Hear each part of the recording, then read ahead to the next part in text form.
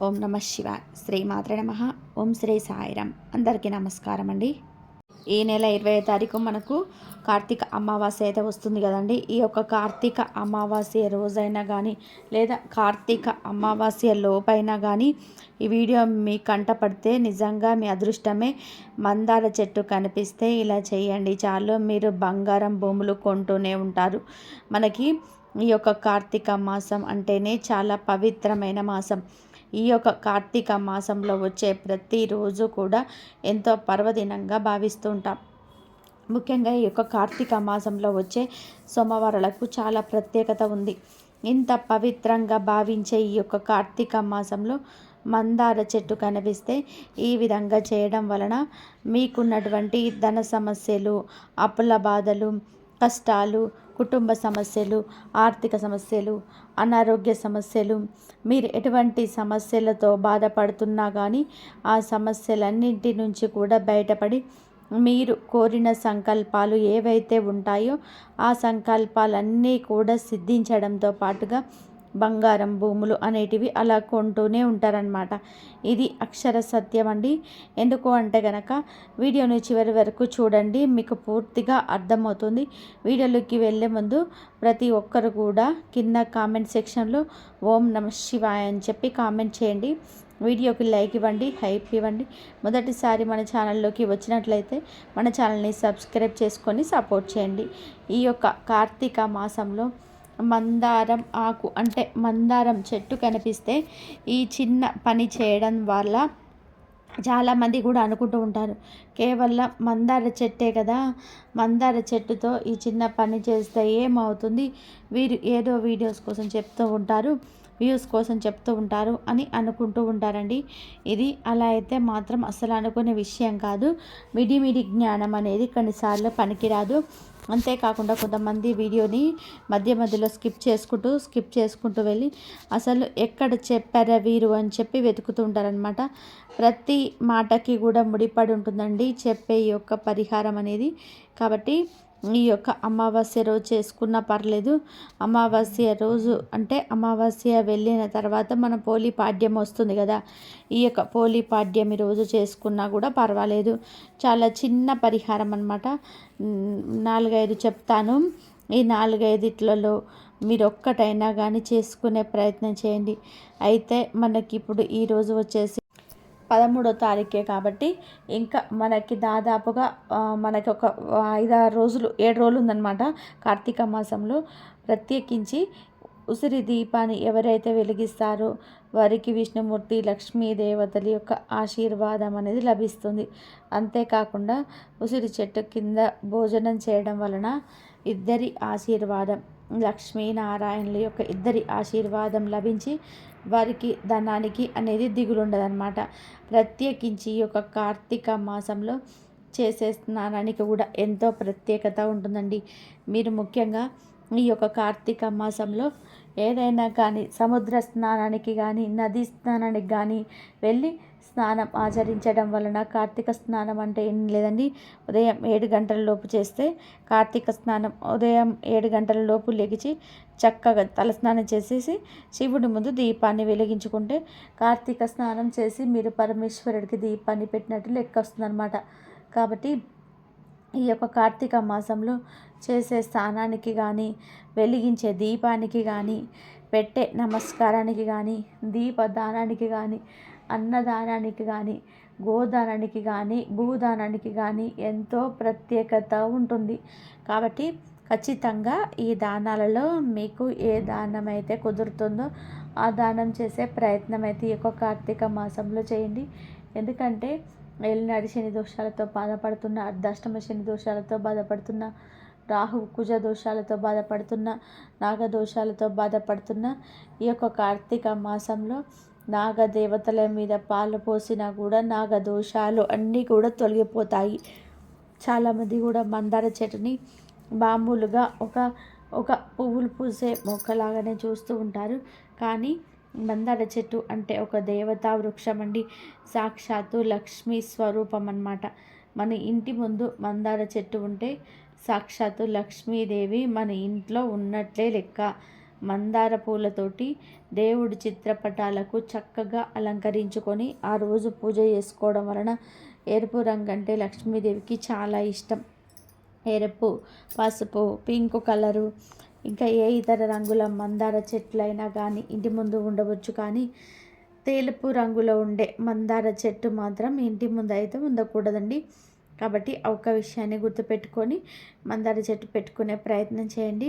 మందార చెట్టు ప్రతిరోజు కూడా చెట్టు నిండా పూలు పూస్తే ఆ చెట్టును ఉదయాన్నే నిద్ర లేచిన తర్వాత చూస్తే ఆ యొక్క చూసిన వారికి ఆ రోజంతా కూడా చాలా ఆనందంగా, సంతోషంగా, అనుకున్న పనులన్నీ కూడా అనుకున్నట్టుగా సకాలంలో జరిగి ఆ యొక్క వ్యక్తికి ఎటువంటి దోషాలు లేకుండా ఆనందంగా రోజు గడిచిపోతుందన్నమాట.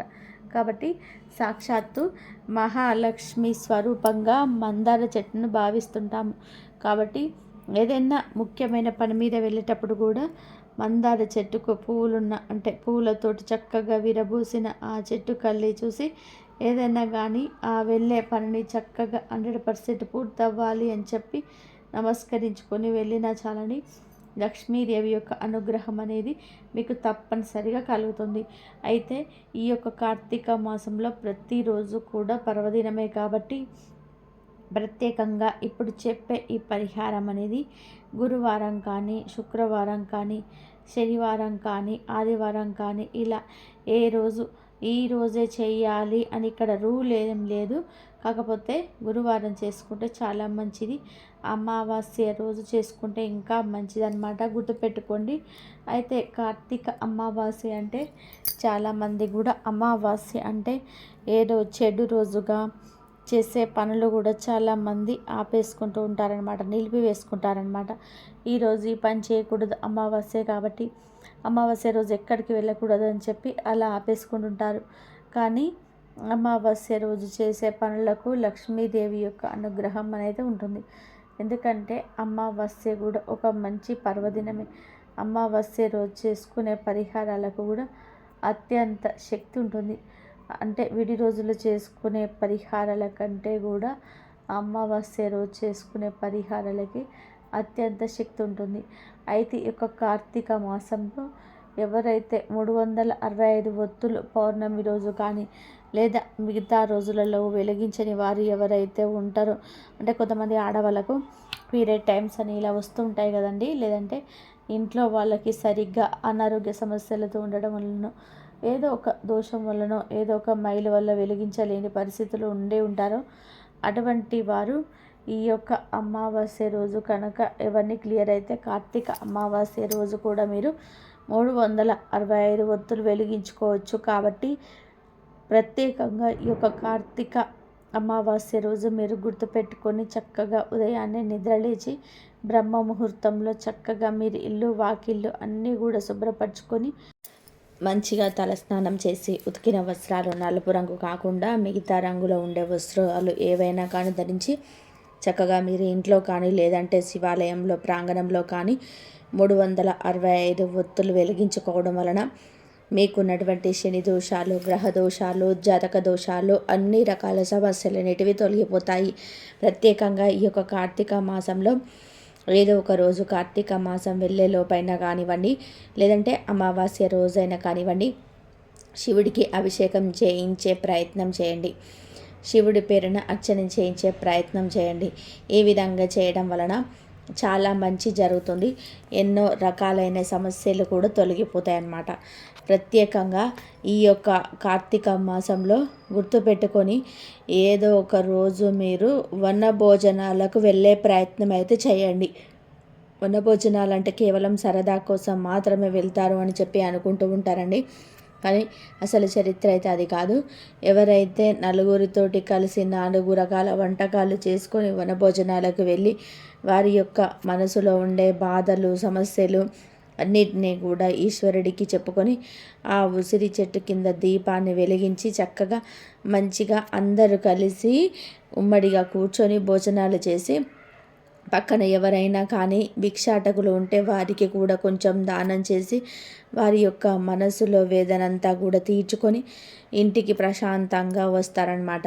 వనభోజనానికి వెళ్ళేటప్పుడు ఎంతో కొంత బాధ మనసులో ఉంటుంది, కానీ ఆ వనభోజనాలు చేసి ఇంటికి వచ్చేటప్పటికి మనసంతా కూడా తేలికిస్తుందనమాట. మనసంతా కూడా చాలా ప్రశాంతంగా ఉంటుంది. కాబట్టి ఖచ్చితంగా ఒక్కరోజైనా కానీ కార్తీక మాసంలో వనభోజనాలకు వెళ్ళాలి. అందరూ కలిసి స్నేహితులు కానీ, బంధువులతో కానీ, కుటుంబ సభ్యులతో కానీ, కుటుంబంతో కానీ వనభోజనాలకు వెళ్ళాలి. వెళ్ళడం వల్ల ఎన్నో రకాలైన మానసిక సమస్యలన్నిటివి తొలగిపోతాయి.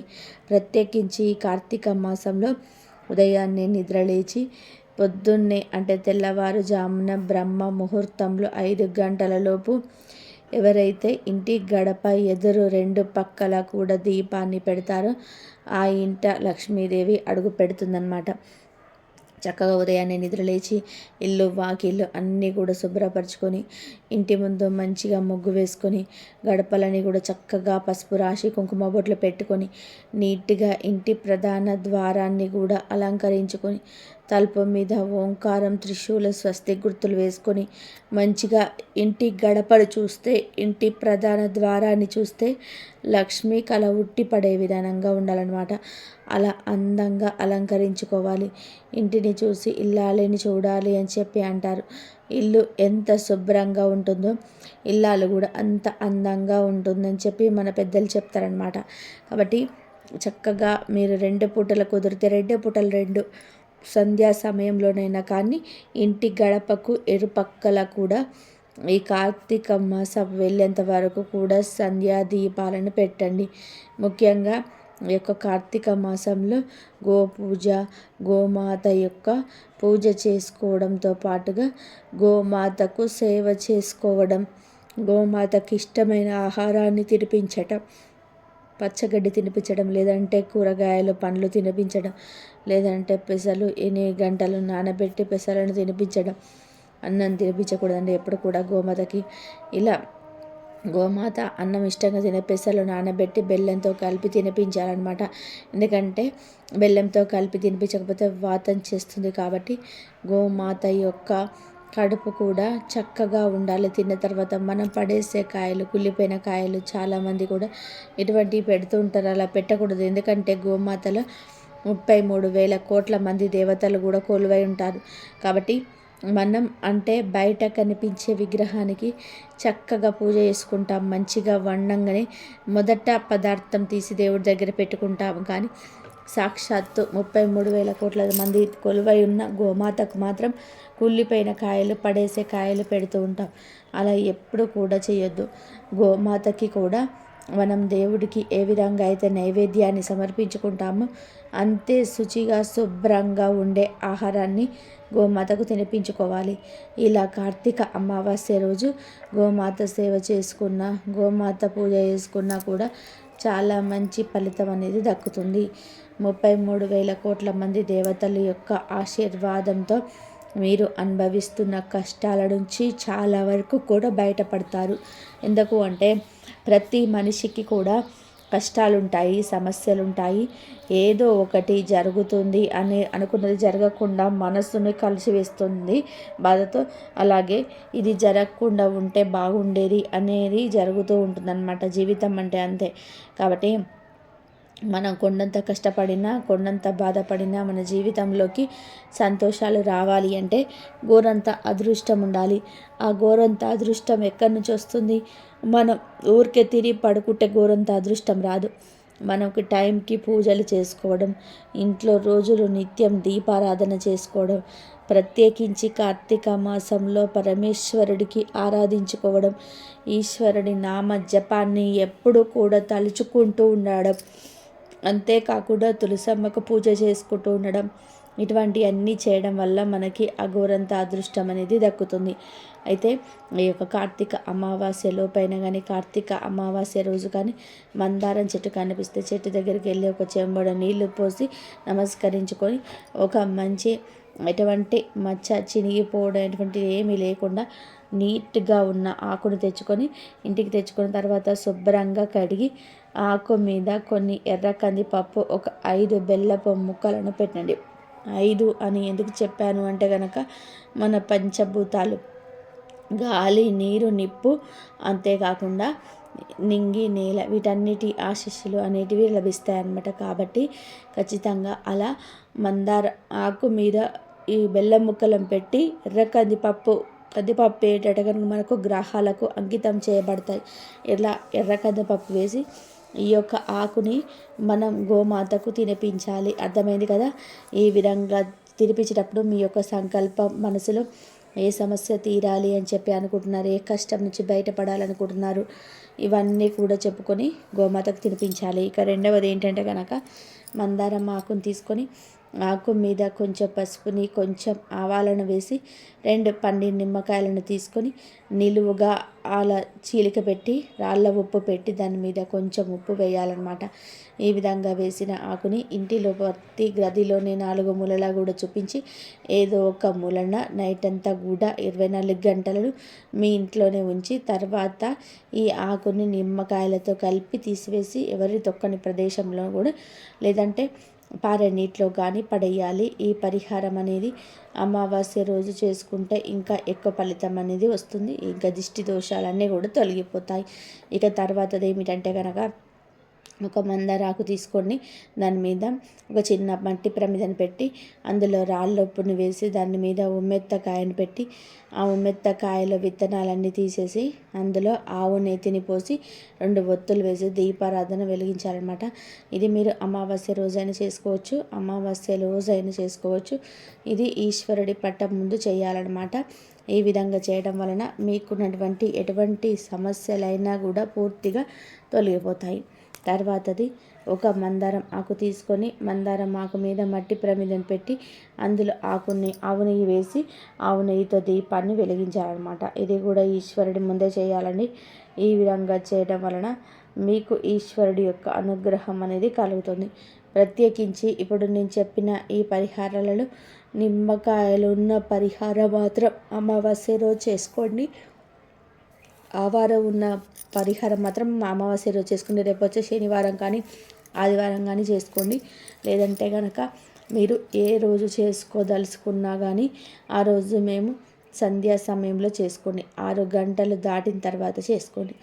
ఈ విధంగా చేసుకోవడం వలన మీరు ఆ సంకల్పం చేసుకునేటప్పుడు మీకున్నటువంటి సమస్యలు, కష్టాలు చెప్పుకొని ఈశ్వరుడికి అవి తీరిపోవాలి అని చెప్పి కోరుకొని ఈ యొక్క పరిహారం చేసుకోవడం అయితే స్టార్ట్ చేయండి.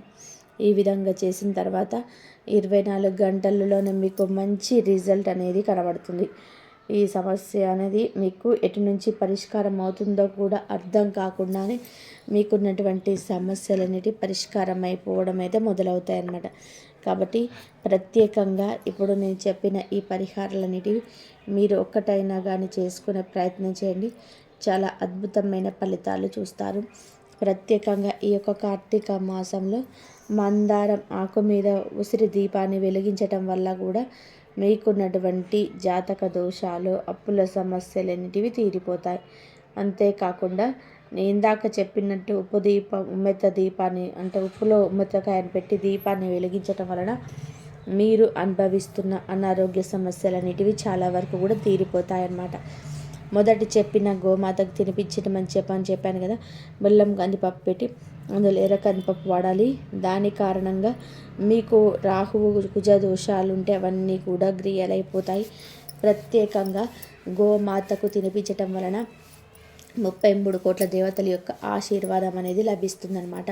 దేవతల యొక్క ఆశీర్వాదం లభిస్తుందన్నమాట. కాబట్టి ప్రత్యేకంగా ఈ యొక్క కార్తీక అమావాస్య రూపు కానీ లేదంటే ఈ నెల 20వ తారీఖు వచ్చే అమావాస్య రోజు కానీ ఈ చిన్న పని చేసుకొని ఈ యొక్క పరిహారాన్ని చేస్తూ మేము బంగారాన్ని కొనుక్కోవాలి, ప్రతి ఒక్కరి కళ కదండి, బంగారం కొనాలి, మాకు స్థలం ఉండాలి, మాకు భూమి ఉండాలి అని చెప్పి అలా మీరు సంకల్పం చేసుకొని పరిహారాలు చేసుకున్నా కూడా మందారం ఆకుతో చేయడం వలన మీరు భూములు బంగారం అని అలాగా కొంటూనే ఉంటారనమాట. కాబట్టి తప్పకుండా చేయండి. అర్థమైంది కదండి. మరి ఈరోజు ఈ వీడియో మీ అందరికీ కూడా నచ్చింది అని చెప్పి అనుకుంటున్నాను.